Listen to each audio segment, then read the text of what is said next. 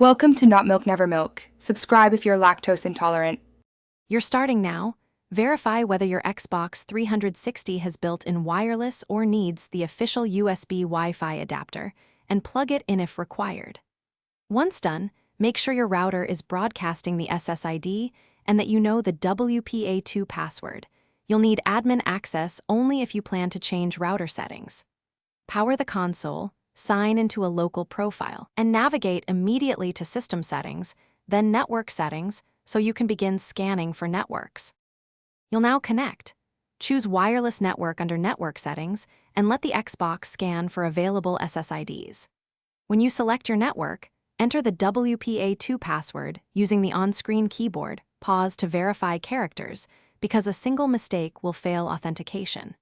If your router uses MAC filtering or you need a fixed address, use advanced settings to input the console MAC or set a static IP. Otherwise, accept DHCP. After saving, the console will finish by running test Xbox Live connection from network settings, so you confirm IP, Internet, and Xbox Live connectivity. Install any system updates the console prompts. Once connected, sign into your Xbox Live profile and note NAT type. Moderate or open is ideal for multiplayer. If the connection fails, power cycle the router and console, re-enter the Wi-Fi password, and verify MAC filtering. As a troubleshooting tip, temporarily use an Ethernet cable to isolate wireless issues and confirm the console itself is functioning.